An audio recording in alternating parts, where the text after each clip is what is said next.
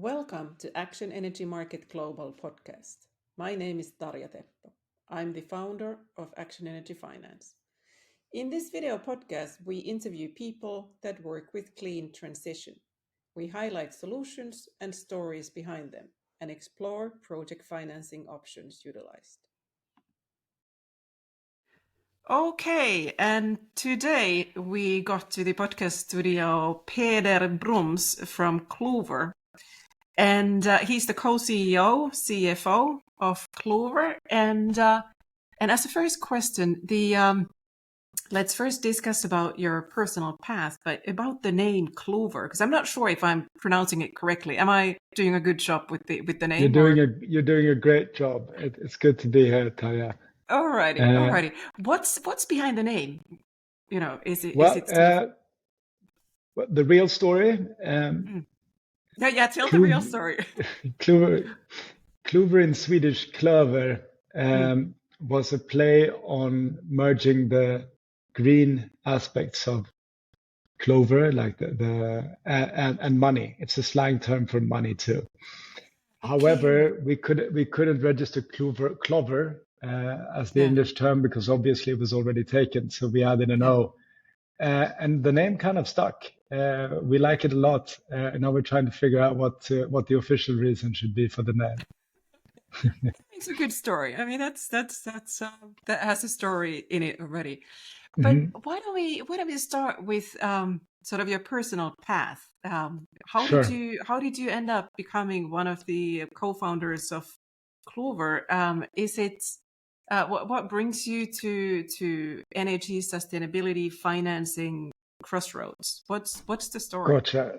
Yeah, so I actually got started in energy and natural resources in one of my first jobs. I was working in Switzerland at a trading company. We were trading in mainly energy commodities and credit. And I stayed focused on credit for most of my career after that.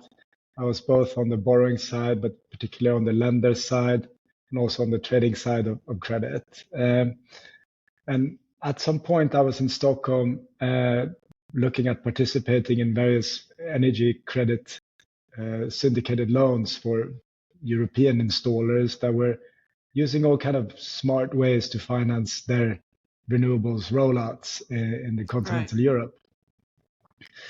And I thought that was quite interesting. And I saw how many clever ways they came up with financing, particularly B2B customers, like selling electricity behind the meter, sharing of energy savings, PPAs. And I wondered why we couldn't have something like that for the consumer market, because at the time in Sweden, you only had consumer loans, sort of high yield consumer loans or mortgages available to you if you wanted to finance a solar PV plant or a battery. Right. And given the kind of increased costs or rather the increased scope of these energy assets, costs for consumers are starting to come up to the 200, 300,000 of SEK, so the 20, 30, 40K euros. They seem to me like there would be an opportunity if you could sort of standardize the smart mechanisms that were already being used in project finance, roll it out for the consumer market. And if you did that, we could start targeting the people for whom this really matters. So let's say the 90% of European households who have not yet transitioned to renewable energy production at home, who are the mass market, and for whom 100, 150 euros cheaper energy bills or net extra every month is a real deal. So there's a social element to this too, which is how do we get the last huge market onto the renewables train too. Sort of the last mile of the renewable energy, one could say. Almost. Yeah, and it's a big mile, right? We're talking 90% of households still, so on average in Europe. So it's a big challenge, but also a huge opportunity for Cloover if we can make it right. Okay, so that creates a good bridge to you already started explaining a little bit what it is, what Cloover does. How long have you been around? I mean, you described the path, what brought you into co-founding Cloover, but when did this actually happen? So we got started on the idea in 2022, early 22, and from the start we realized that we needed to build something together with the existing players in the market, meaning the installers or the vendors of renewable energy tech. So the idea of creating a B2B2C model was quite obvious from the start. What we learned quite quickly is that it doesn't matter how nice of a spreadsheet you've designed in order to explain how this is a great deal for both consumers and installers. There's a go-to-market path that you need to follow too. And we realized quickly that in addition to providing sort of embedded financing or end customer financing through Cloover, we needed a tech layer, we needed a way to access these end customers, and we needed a way to facilitate providing these services to the installers. So during late 22, early 23, the initial founding team was formed together with with my two Swiss co-founders who were working on a very similar idea, but from a continental European and from a tech perspective. So together we launched Cloover in its current form in 2023 in the Swedish market. Okay, so you're currently operating in the Swedish market, or have you already branched out to other markets as well, or is the focus is now on the Swedish consumers? No, last year after having grown the Swedish market, we branched out into Germany, Netherlands, and Switzerland too. Okay. The focus for the team is to be able to cover in due time all of Europe. All right, super. So if we go back to the operating model at Cloover, you already mentioned the installers, so it's a B2B2C model. So so from the installer perspective, what is it actually what you cover? It's heat pumps, it's solar. Is it something else? I mean, installers in what areas? So we cover financing of renewable energy hardware. And in theory, we're not against anything as long as it's green and saves our customers money at the end. We have focused initially on solar with related energy storage and let's say the related EV chargers of that and heat pumps. Going forward, let's see where the demand is, but for now, this is keeping us busy. Okay.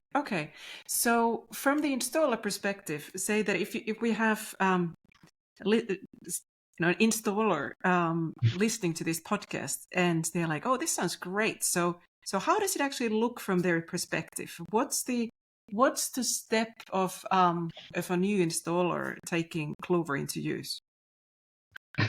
So from a new installer's perspective, what we offer them is to integrate into their existing sales process and for them to offer end customer financing in their existing offering.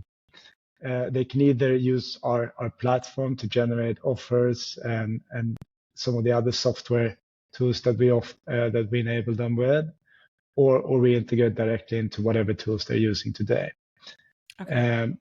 So from their perspective, it's a matter of signing up on the website. And yes, we do have some installers that have actually started sending out offers without us initially onboarding them in person. But most of the times we spend time with them, educating them, training their sales staff, and teaching them how to best use the tools.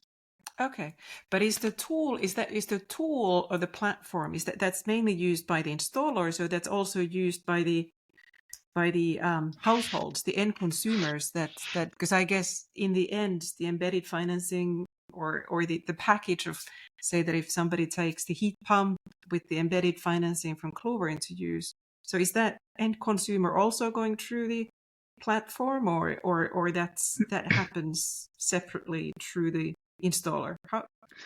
Think of it think of it a bit like a Klarna for renewable energy. So the main usage is the installers that generate offers or integrate our financing offers into their existing customer offering. Of course, there is a customer-facing element to the platform too, which is when the customer checks out, what type of financing solution do we offer this customer, and they go through our onboarding and underwriting process. So you have two users of the platform, so to speak, but the initial start is with the installer. Okay, very good. So when it comes to the so it's heat pumps, solar, or solar with batteries.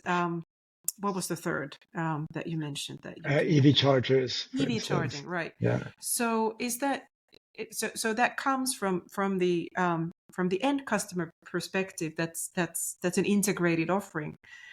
So is that all debt finance, or is that sort of is it a combination of equity and debt, or it's pure debt finance?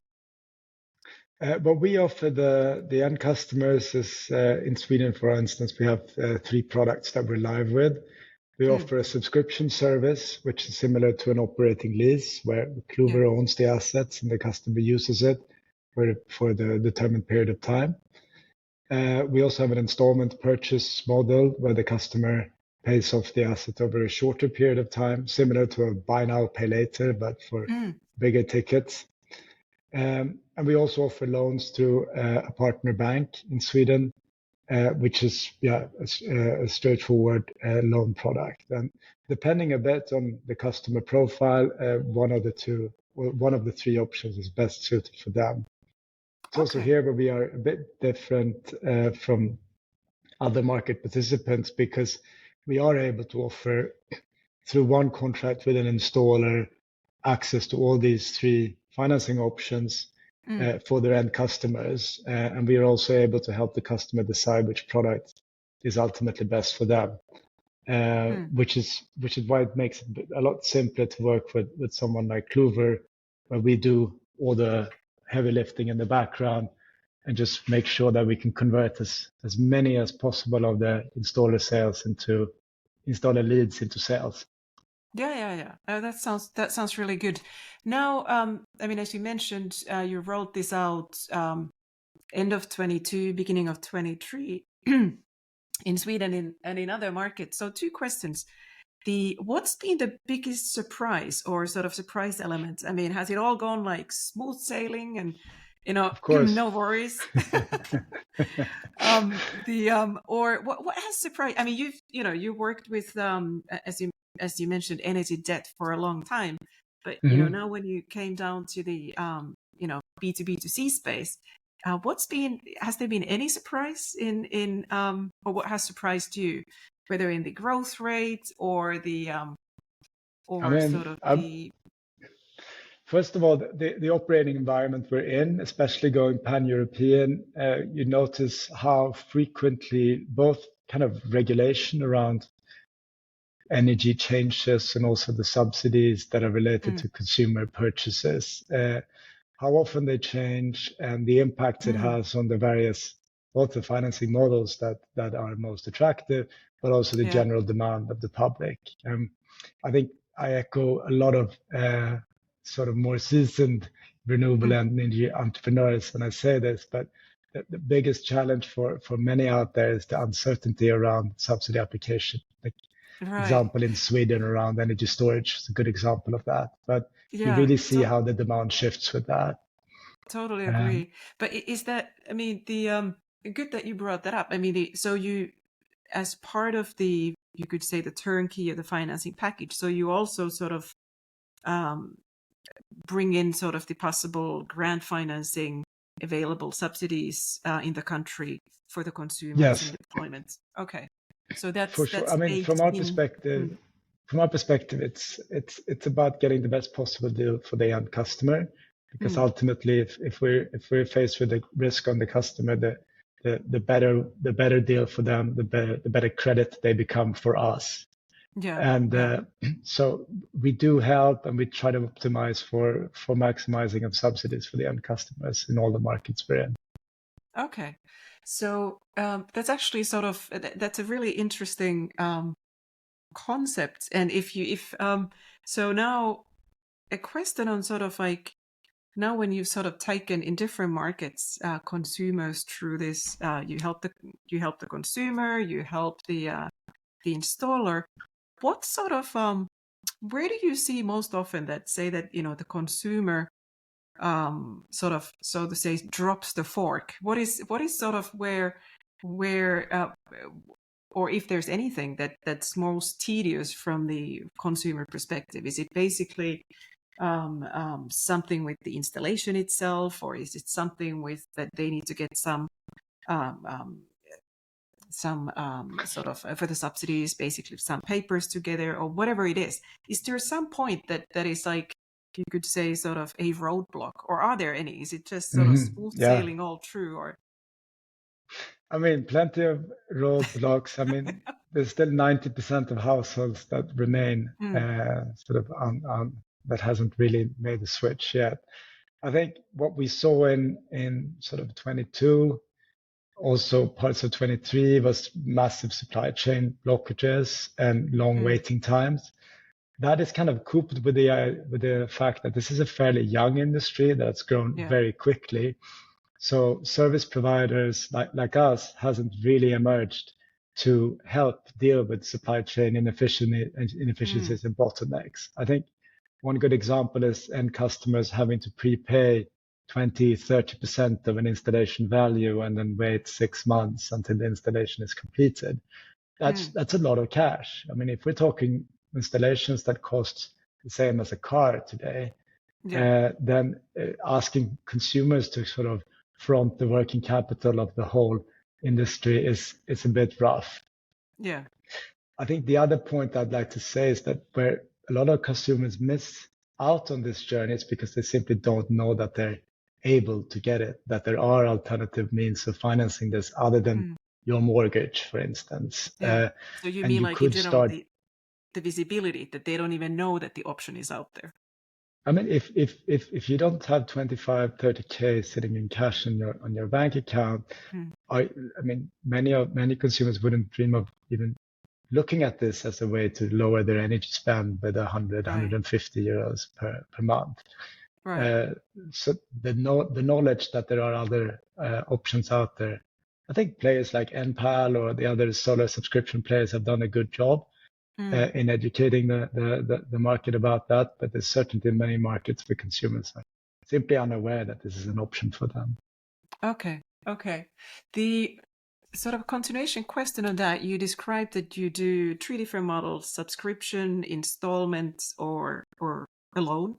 So what bucket do the consumers, what's the sort of the main bucket where the consumers fall into? Are they mainly going for the subscription, that they basically say that I don't want to own it myself, I'm sort of happy buying it as a service?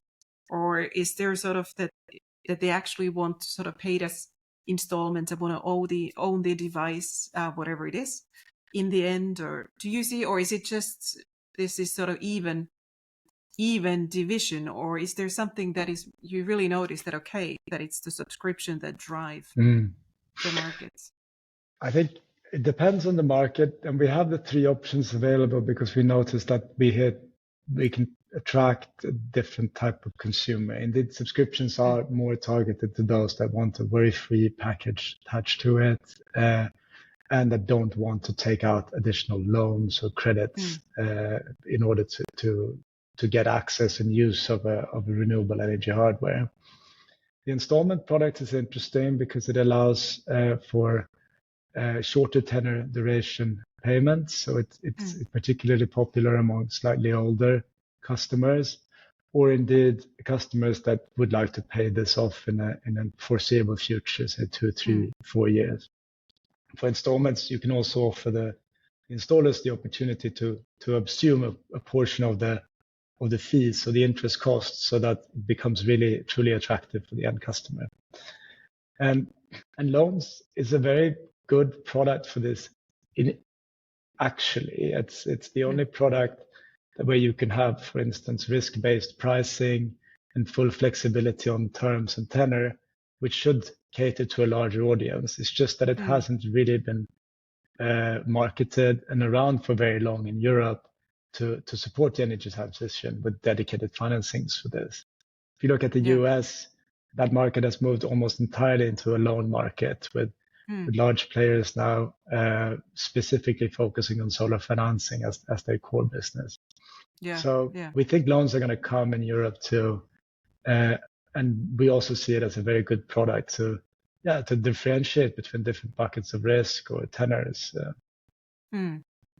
That's very true. The now, as you described, you're operating in Sweden and Germany, Switzerland, and especially if you compare Sweden and Germany, electricity prices, there's a huge difference. Do you see sort of like, being based in Finland and, having lived in Germany, and even before the current sort of, energy price hike, the sort of the impact of the way people look at sort of their energy costs was way heavier in Germany. And do you see this also in sort of in your business that's differences between, say, the Swedish consumers and German consumers in sort of in the interest or willingness to sort of like start implementing projects and take sort of the embedded financing into use? Yeah. Are there? Yeah. So the ultimate, yes, you're right. The energy price spikes following the invasion of Ukraine certainly brought energy prices and gas prices to the consumer mind and to the table, to the family table, for a good reason. I think it kind of highlighted the fact that also energy costs are subject both to inflation and quite severe volatility. Yeah. We do see interest in all the markets we're active in, and we're planning on going into even more markets in Europe where energy prices are somewhat different, because we see that the returns that consumers are able to generate with solar plus battery, or in the solar plus battery plus an electric heat pump is better than what they would pay on a monthly basis for the same services provided by the grid. But that indeed the price spike was what ignited it. I think the drivers in, for instance, Sweden, where their energy prices have been quite low during 2023, has been the opportunity to participate in grid balancing, in the grid balancing market, even for consumers. So there are new opportunities arising for sort of decentralized energy assets too, also in countries where prices are quite low. Right. All right. Let's take as a concluding question that if you look at sort of, say that there's other entrepreneurs listening to the podcast who are also looking at, how to deploy their solution, how to bring financing options into it. What would you say sort of the biggest sort of lessons learned, or something you wish you would have known when you started Cloover and started sort of thinking, how do we bring consumers or businesses the financing option for their energy solution? Yeah, specifically in energy, it's a huge market. It's a big percentage of GDP that we're tackling. If you're in renewables, and especially in the type of renewables that we're at, you're up against a fairly established conglomerate of either oil and gas or infrastructure investments that are partly or fully government subsidized. So it's an industry that is entrenched, and where we're working so hard to find solutions and alternatives that are better for the end customer. And that's going to be a tough journey at points. I think what we've learned is that it pays off to be fairly focused on your specific niche in that big industry, not try to do too many things at the same time, and find a way to really bring value, not just to the end customer, but also to the target markets that you have, in this case, for us, for the installers. So if we've realized that we first have to create a product that the installers want to use and benefit from, and then use that product to reach the end customers and bring them a better product too. Yeah. So So if you work make, with the fragmented yeah, industry yeah, and try to make each other stronger. I think that's yeah, the way we can win this, because yeah, momentum is on our side, but mm, still a long way to go. yeah, yeah. So if I sort of conclude from that, if you make the installer happy using your platform, and if you bring the installer more business, that's going to bring you more business, right? So is that the right sort of Yeah, conclusion from that? I think ultimately, if you have a product that's good for the end customer, that's Mm, great. Find a way to make it good for the installer as well, yeah, and that way you can solve you can sort of start driving volume and start seeing more business coming your way. But you have to solve for the idea that this is a fragmented supply chain. It's a fragmented market still. You need to yeah. create solutions that work across all the participants in the value chain if you want to stick. Okay. Well, that was definitely a good tip, and sort of lesson learned. So thank you, Peder, and best of luck for growing Cloover's business and expanding into further countries in the European market. So thank you. Thank you so much for having me. Okay, thanks. Bye. Bye bye. Thank you for listening. To follow future episodes, subscribe to our newsletter at www.actionenergymarket.com and select Action Energy Market Global Service. We publish new episodes on Fridays. If you are a technology provider or developer in the energy or clean infrastructure area, add your solution to our solution bank.